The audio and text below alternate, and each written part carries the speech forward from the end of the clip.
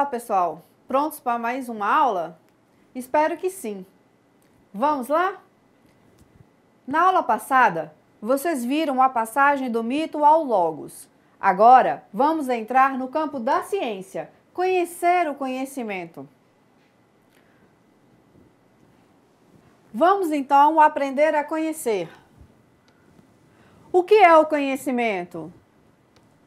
Vocês já se perguntaram como é o conhecimento? De onde se originam os conhecimentos? O conhecimento é possível? Qual é o fundamento do conhecimento? De onde se originam as ideias, os conceitos e as representações? Vocês acham que aqui nesta aula vocês vão ter conhecimento? Vocês realmente pensam que é possível conhecer alguma coisa sobre algo? Será que o conhecimento é real? Será que o conhecimento existe dentro de nós e não fora? Ou era que existe fora e não dentro? Será que eu realmente estou aqui diante de vocês? Será que eu realmente existo? Como posso ser real para vocês se o meu corpo não está presente na presença de vocês? O conhecimento do ser é possível? É possível conhecer o ser na sua existência humana? Ou será possível conhecer o ser só na existência animal? Conhecer a si próprio pode te dar algum poder?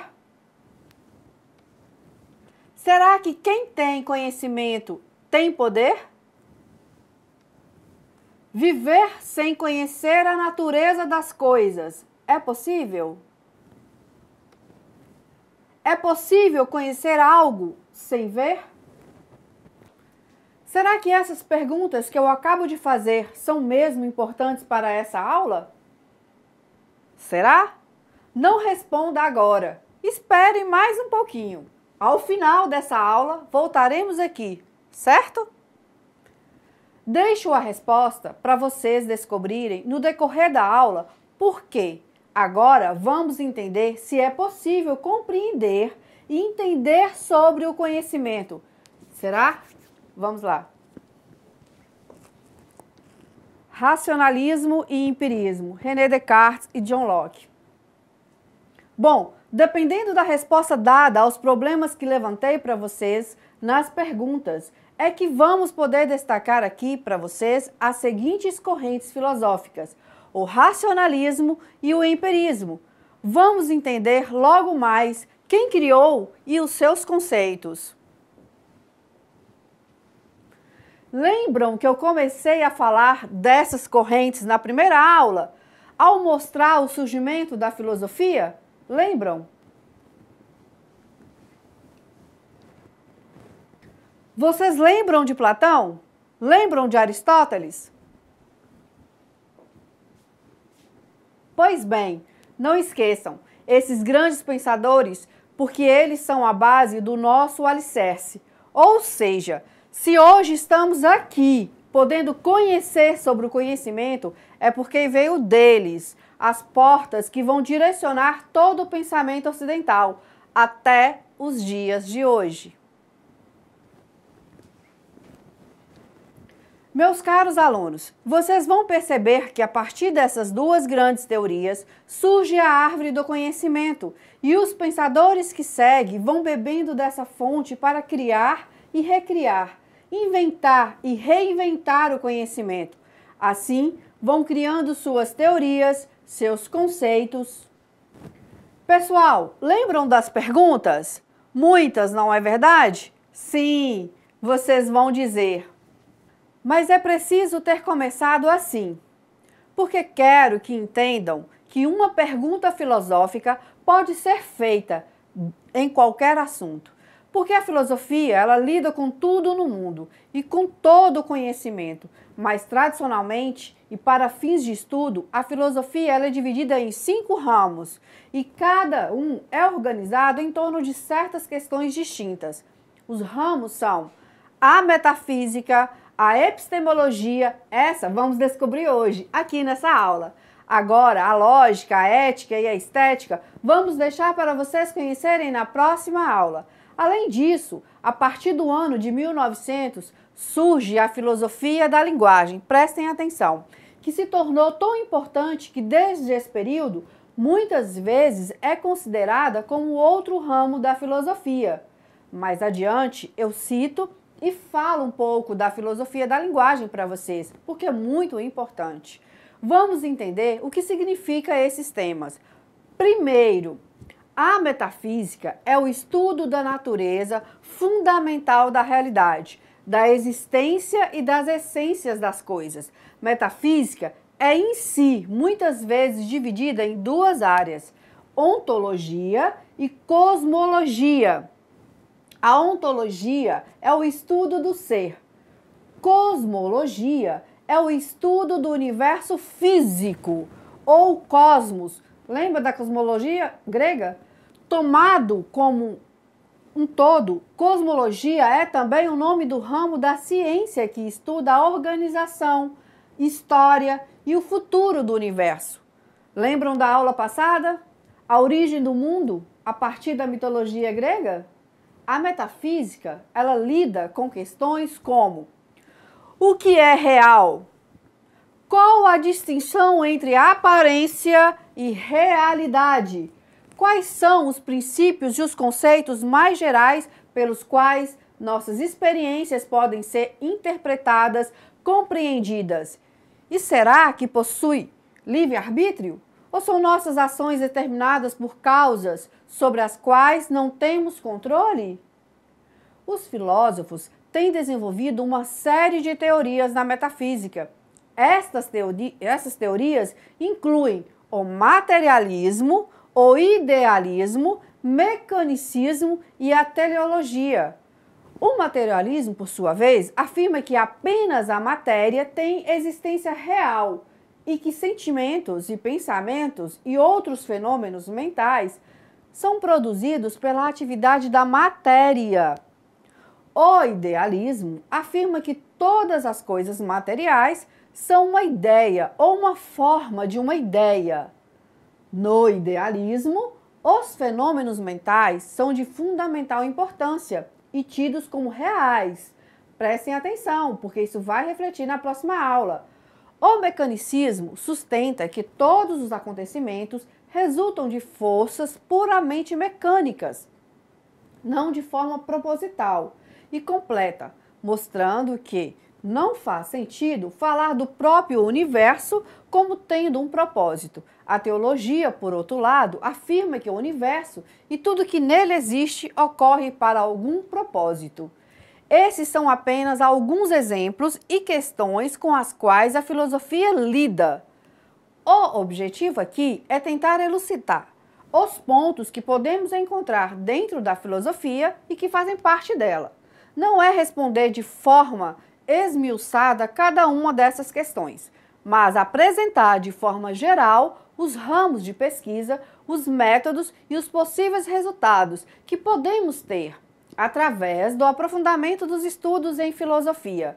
Segundo a epistemologia, tem como objetivo determinar a natureza, a base e a extensão do conhecimento. Ele explora as várias formas de saber a natureza da verdade e as relações entre conhecimento e crença. A epistemologia faz perguntas tais como: quais são as características de conhecimento genuíno? O que é a verdade? Concomitante a esta, como podemos saber o que é verdadeiro ou o que é falso? Existem diferentes tipos de conhecimento com diferentes motivos e características. Os filósofos muitas vezes fazem distinção entre 2 tipos de conhecimento, o a priori e o empírico. Vamos chegar a um conhecimento a priori pelo pensamento, sem possibilidade de recursos, independentemente da experiência. Uma peculiaridade da filosofia é que a pergunta "o que é a filosofia?" e por si só é uma questão de filosofia. Mas a pergunta "o que é arte?" não é uma questão de arte. A questão ela é filosófica. O mesmo é verdade para perguntas como qual é a história? O que é a lei? Cada uma dessas é uma questão de filosofia. Tais questões são fundamentais para a filosofia da educação, a filosofia da história, a filosofia do direito e outra filosofia de campos. Cada um destes campos tenta determinar as bases fundamentais, categorias e métodos de uma instituição ou área de estudo particular. Portanto, uma forte relação existente entre a filosofia e outros campos da atividade humana. Esta relação pode ser visto examinando dois campos, a filosofia e a ciência, filosofia e religião. O objetivo principal de alguns filósofos não é a compreensão do conhecimento. Em vez disso, eles tentam ajudar as pessoas a suportar a dor, a ansiedade, o sofrimento da existência terrena. E tais filósofos tentam fazer a reflexão filosófica sobre a natureza e a finalidade da vida, executar a função da religião. A história do pensamento ocidental testemunhou como as especulações filosóficas concentraram em determinados temas. E estes temas foram discutidos em diversos períodos e tornaram-se o que hoje chamamos problemas filosóficos. Entre os principais problemas filosóficos está o do conhecimento, esse que nós estamos trabalhando agora. Para compreender a si e o mundo, os homens querem também entender a sua própria capacidade de entender. Ou seja, se é possível conhecer alguma coisa de algo, como eu posso entender que isso é conhecimento? As questões levam à busca do conhecimento. Lembram que eu disse na primeira aula que vocês deveriam terminar essa disciplina com uma interrogação? Se não, nada terá valido a pena. A filosofia era até então absoluta, mas agora a ciência vai ocupar seu espaço no mundo, porque até a Idade Média tudo fazia parte de estudos no campo da filosofia, mas a partir de Galileu acontece essa ruptura e agora o conhecimento acontece não mais só pela filosofia, mas cria-se o campo de estudo da ciência. A ciência é o pensamento humano, fora do pensamento do divino. O conhecimento científico vem através da mente humana, pelo homem. Acontece aqui a separação entre fé e razão. Vou começar a falar para vocês como começou esse processo.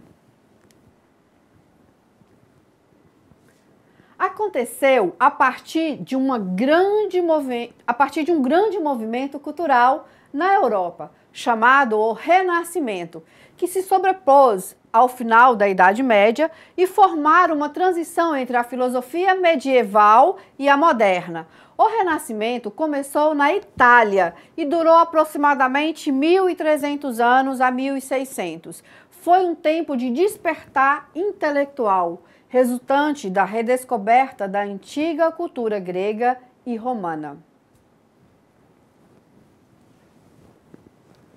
Durante o Renascimento, os principais avanços ocorreram nas ciências, como foi o caso da astronomia, física e matemática. Estudiosos chamados de humanistas sublinharam a importância de os seres humanos e o estudo da literatura clássica como um guia para a compreensão da vida. A ênfase na ciência e no humanismo levou às mudanças nos objetivos e técnicas de investigação filosófica. Escolástica diminuiu e a filosofia foi libertada de seus laços com a teologia medieval. Vimos na aula passada, São Tomás e Santo Agostinho. Bom, um dos primeiros filósofos a apoiar o método científico foi Francis Bacon, da Inglaterra. A maioria dos historiadores consideram Bacon e René Descartes, da França, a serem os fundadores da filosofia moderna. Bacon escreveu duas obras influentes: O Avanço da Aprendizagem, que foi em 1605, o Novo Organum, e em 1620 ele afirmou que o conhecimento era poder e que este só pode ser alcançado através do método indutivo de investigação. Bacon imaginou um novo mundo de cultura e lazer que poderia ser adquirido por inquérito sobre as leis e os processos da natureza. Ao descrever este mundo, ele antecipou os efeitos dos avanços da ciência, a engenharia e tecnologia. O racionalismo era uma perspectiva filosófica que surgiu nas primeiras décadas de 1600. A ideia básica do racionalismo é que a razão é superior à experiência como fonte de conhecimento e que a validade da percepção dos sentidos deve ser provada de mais certos princípios.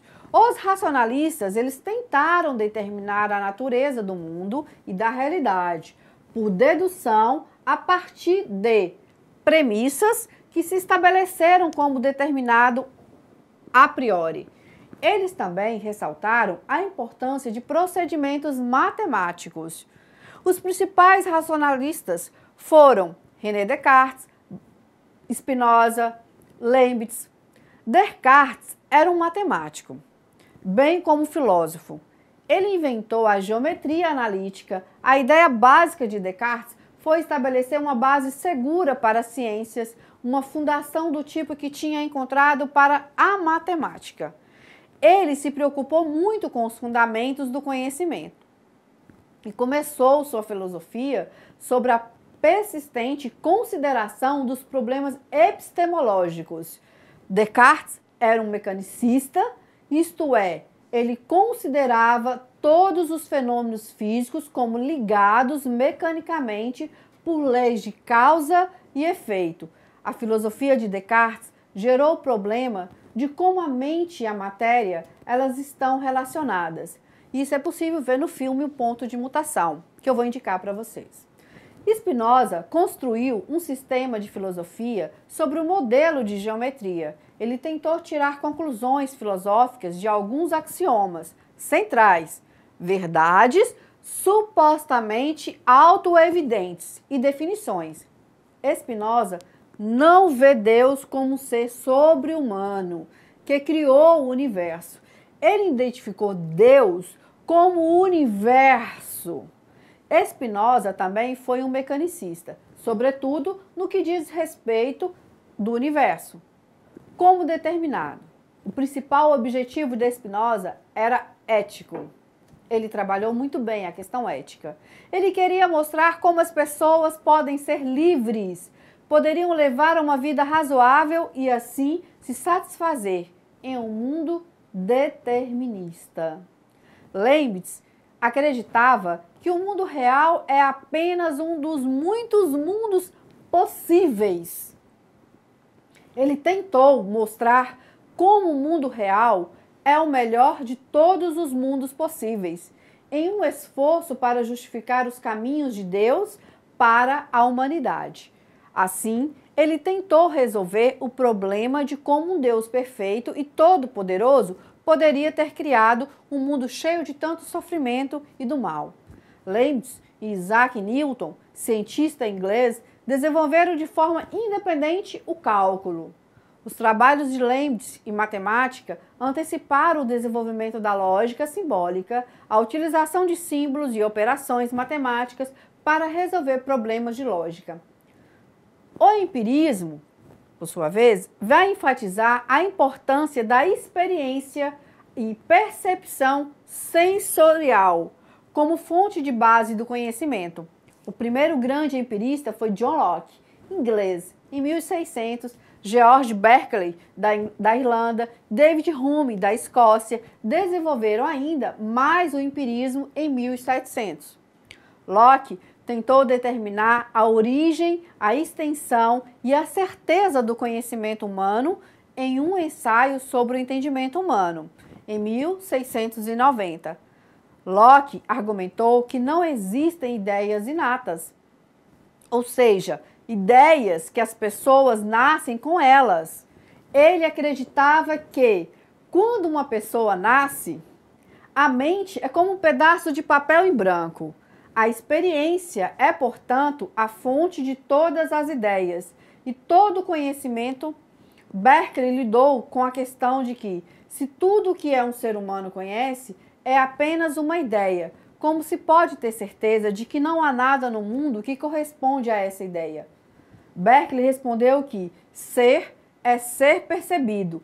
Não existe nenhum objeto, disse ele, a menos que seja percebido por algum espírito. Os objetos materiais são ideias na mente e não têm existência independente. Hume prorrogou as teorias de Locke e Berkeley.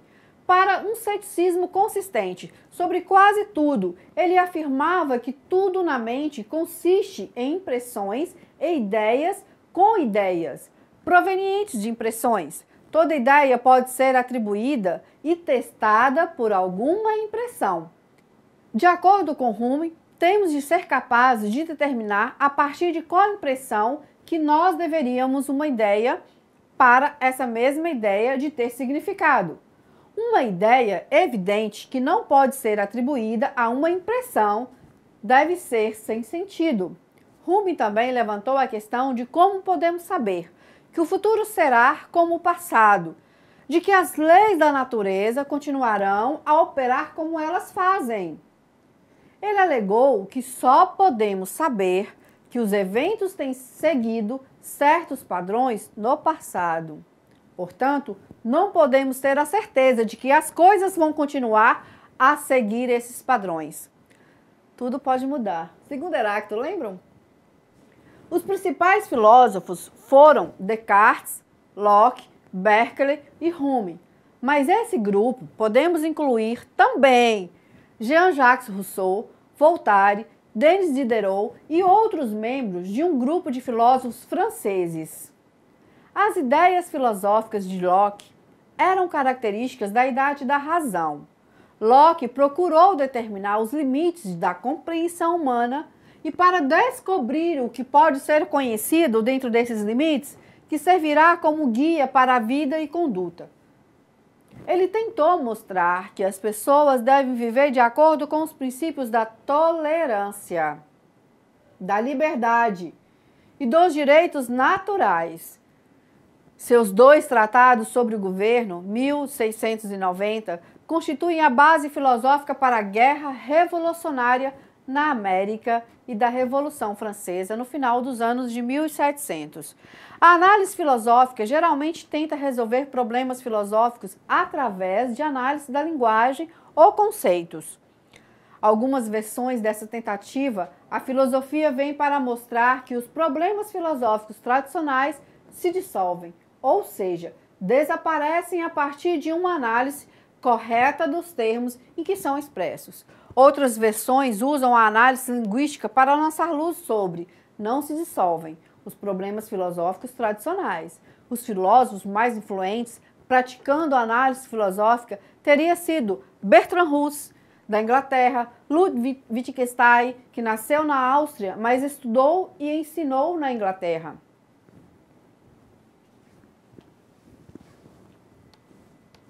Vamos lá, pessoal. Me diga aqui o que vocês estão vendo nessa imagem.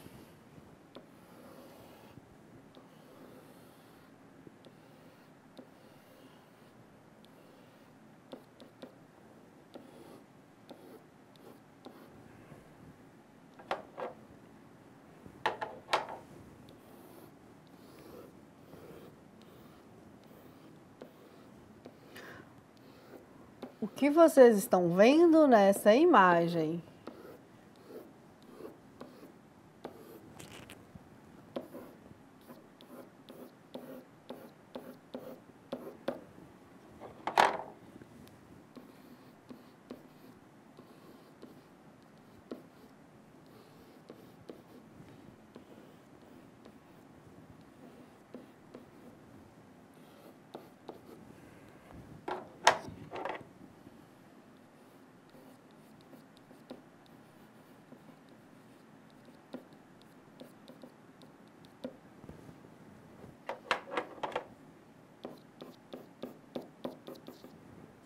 O que vocês estão vendo nessa imagem? Vocês estão dizendo, muitos estão falando que aqui vocês estão vendo o quê? Uma árvore? Quem de vocês vão me dizer que isso aqui é uma árvore? Me falam. Isso aqui realmente é uma árvore? Vocês têm certeza que vocês estão vendo uma árvore aqui? Eu posso dizer com certeza que isso aqui é uma árvore? Pensem aí, reflitam um pouquinho. O que vocês estão vendo, gente? Me digam. Estão vendo realmente uma árvore? Bom, será que isso é uma árvore? Vamos lá. Lembra que eu falei mais adiante sobre a questão das aparências? Vamos lá. Bom, muitos aí falaram que isso aqui é uma árvore, né? Quem aí falou que é uma árvore? Muitos falaram que é uma árvore. Mas será que não teve alguém que falou que isso aí é um desenho? Uma representação? Bom, gente, é isso. Por mais que vocês queiram, isso aqui nunca vai ser uma árvore. Mas a representação daquilo que é uma árvore. E aqui eu ainda coloquei uns frutos. Bom, é uma árvore com frutos, uma árvore com raiz. Bom, e aí entra na psicologia, porque a psicologia ela pode ler os desenhos, mas não é a nossa aula, não é psicologia, e sim filosofia da educação. A introdução à filosofia da linguagem, para vocês entenderem que tudo que vocês leem tem um sentido, e é preciso interpretar esse sentido. Então, daqui para frente, o que vocês estão vendo aqui, em qualquer lugar que vocês estarão vendo, uma fotografia, um desenho, será sempre uma representação daquilo que vocês entendem pela coisa em si, mas nunca será a coisa em si. Preste atenção nisso aqui que eu estou falando, porque na próxima aula vocês vão entender detalhadamente o que eu estou falando aqui. Agora vem Kant, ele traz o criticismo. Immanuel Kant, de 1724 a 1804, foi sem dúvida um grande filósofo, e sua filosofia contribuiu muito com as leis e a justiça. Para Kant, era necessário superar a dicotomia entre os racionalistas e os empiristas, que postulavam teses contrárias quanto à fonte de nossos conhecimentos. Vem aí o questionamento. Afinal, em quem podemos confiar? Na razão ou em nossos sentidos? Kant procurou constituir um projeto criticista, que valorizava o uso da razão ao mesmo tempo em que colocava no alvo de suas críticas a questão central do criticismo kantiano. O que a razão pode conhecer verdadeiramente? O que a razão não pode conhecer verdadeiramente? Kant queria saber como chegar à razão. A partir daí, ele começa a escrever uma das suas maiores obras, A Crítica da Razão Pura. Ele fundamenta que tanto a razão assim, bem como a experiência, são elementos indispensáveis para a construção do conhecimento humano. Para Kant, o conhecimento é formado por dois elementos. Primeiro, a experiência, como algo que vem de fora do sujeito, portanto seria algo a posteriori. Essa experiência é que formaria a matéria do conhecimento. Segundo, as faculdades, aquilo que possuímos internamente em nossa razão e que não dependem da experiência, portanto seria algo a priori. Para Kant, o que está em nós seria a forma do conhecimento e o que está fora seria a matéria. Ele coloca que para conhecermos de fato as coisas, precisamos da experiência sensível, ou seja, a matéria que é dada ao intelecto a posteriori, sendo, portanto, organizadas por formas de sensibilidade e entendimento, que são a priori, essa sendo condição da própria experiência. A experiência, portanto, não poderá ser constituir como experiência propriamente dita, se não for apreendida pelas formas a priori da sensibilidade, que estão no próprio sujeito. Essas formas são intuições puras como o espaço e o tempo. Racionalismo e empirismo e o criticismo. Vamos deixar mais claro o que falamos antes, explicando mais detalhadamente as correntes filosóficas, o racionalismo, empirismo e o criticismo de Kant. Um pouco mais sucinto. Vamos agora tentar entender essas duas correntes filosóficas. Racionalismo. O racionalismo dos séculos XVII e século XVIII é a doutrina que afirma ser a razão o único órgão adequado e completo do saber, de modo que todo conhecimento verdadeiro tem origem racional. Por tal motivo, essa corrente filosófica é chamada de racionalismo gnoseológico ou epistemológico, porque busca a razão. A importância conferida à razão por Descartes e pelos cartesianos, seus seguidores, é um modo de racionalizar a realidade, um lastro metafísico de cunho racional. Então, vamos lá, gente. Racionalismo, razão. O racionalismo cartesiano. Descartes, 1596 a 1650, afirmava que para conhecer a verdade é preciso de início colocar todos os nossos conhecimentos em dúvida. A aplicação metódica da dúvida, o cogito ergo sum, é preciso colocar em dúvida a existência de tudo que constitui a realidade e o próprio conteúdo dos pensamentos. A única verdade livre das dúvidas. Penso, logo existo. Penso, logo existo. Vamos lá, continuando. Do cogito é possível extrair o pensamento. Consciência é algo mais certo que a própria matéria corporal. Valorização do sujeito em detrimento ao objeto idealismo, tendência a ressaltar a consciência subjetiva sobre o ser objetivo e a considerar a matéria como algo apenas conhecível, se é que o é, por dedução do que se sabe da mente.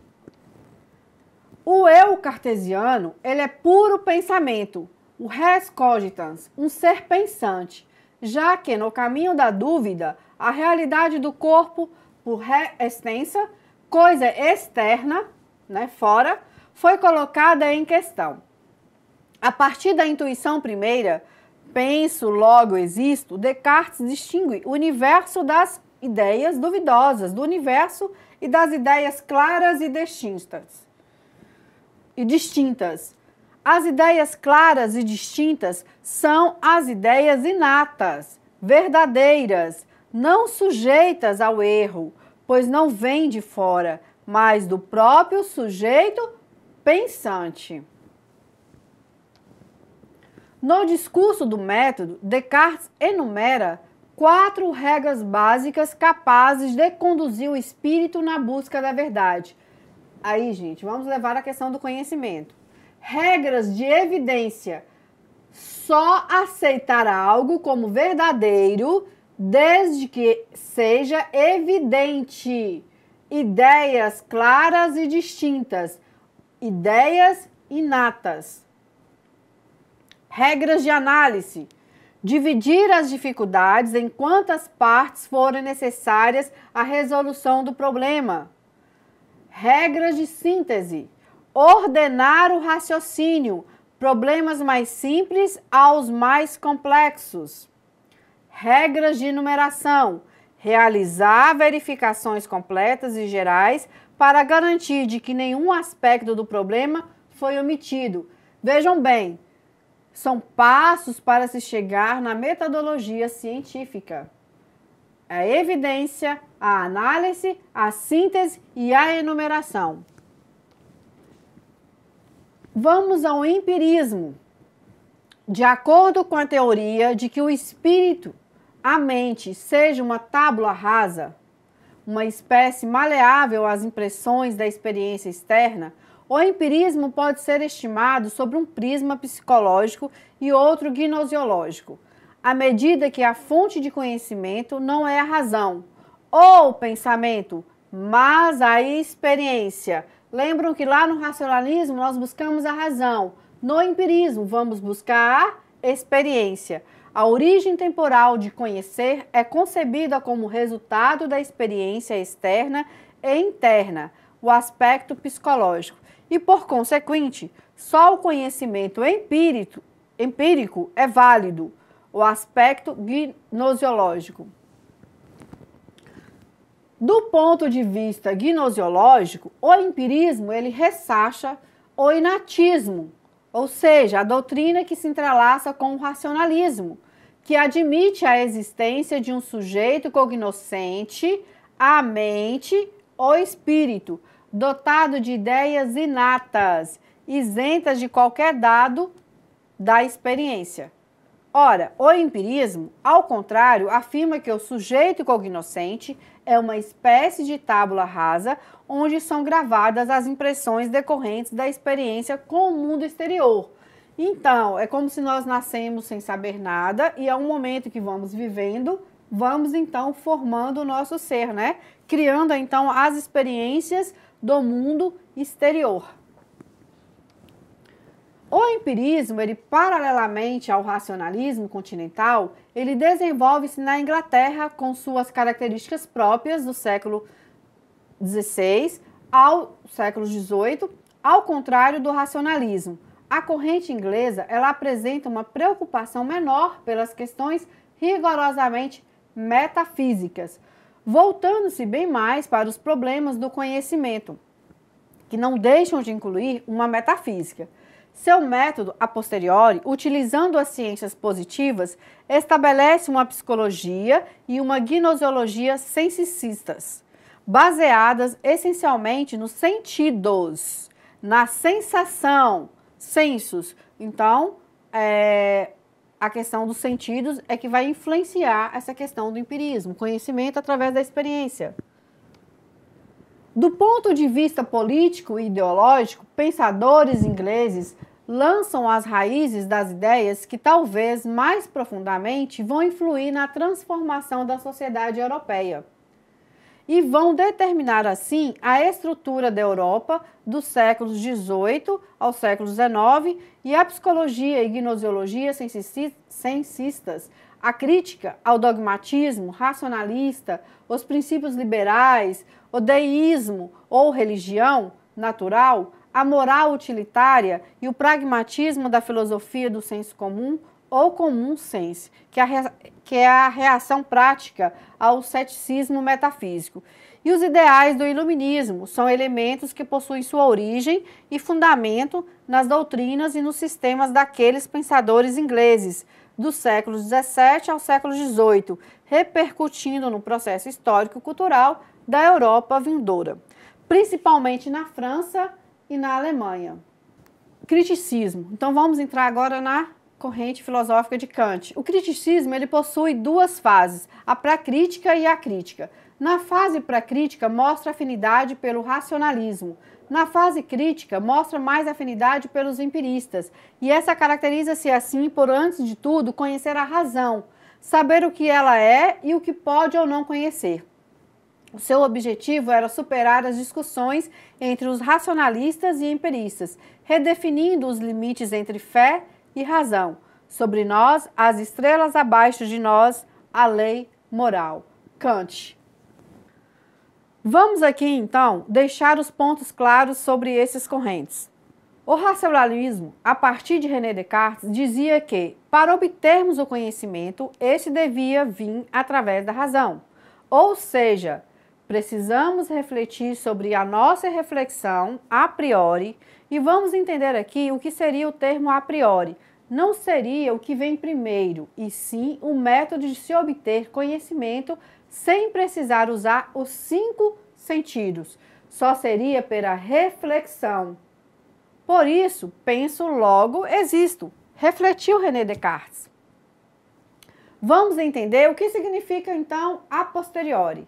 É um método de se obter conhecimento que precisa dos 5 sentidos, ou seja, precisa da experiência. O empirismo, a partir de John Locke, vem dizer que, para conhecer algo, é preciso 5 sentidos. A experiência é que vai dar legitimidade ao conhecimento. Para conhecer, eu preciso experimentar através dos sentidos. O criticismo chega com Kant, que arruma a bagunça. Para ele, tudo que já tinha sido colocado antes pelo racionalismo e pelo empirismo já não é dado como certo de tudo.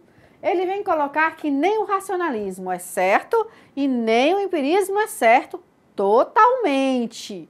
Cada um tem o seu lado, ou seja, para obter o conhecimento de verdade é preciso tanto a razão como a experiência. O criticismo seria a forma de conhecer através da priori e a posteriori, ou seja, com a reflexão e também com os 5 sentidos. Puxando o gancho para a educação, fica aqui a dica ao ensinar. Utilize sempre a reflexão do aluno junto aos seus sentidos, porque nem todos têm a mesma forma e capacidade para aprender. Muitos vão usar mais a visão, outros vão usar mais a audição, outros vão ser mais dinâmicos e ao captar a informação. Vale também utilizar o olfato, o paladar. A diversidade em usar vários recursos didáticos colabora para um melhor aprendizado do aluno. Guardem isso. Na próxima aula vamos falar mais sobre isso. Vejam como é importante conhecer a origem das coisas. Assim podemos lidar melhor com a forma e método que nos levam ao conhecimento. E agora? Será que as perguntas que iniciei a aula fazem sentido para vocês? A atividade avaliativa. Deixo-as para vocês. Façam uma reflexão.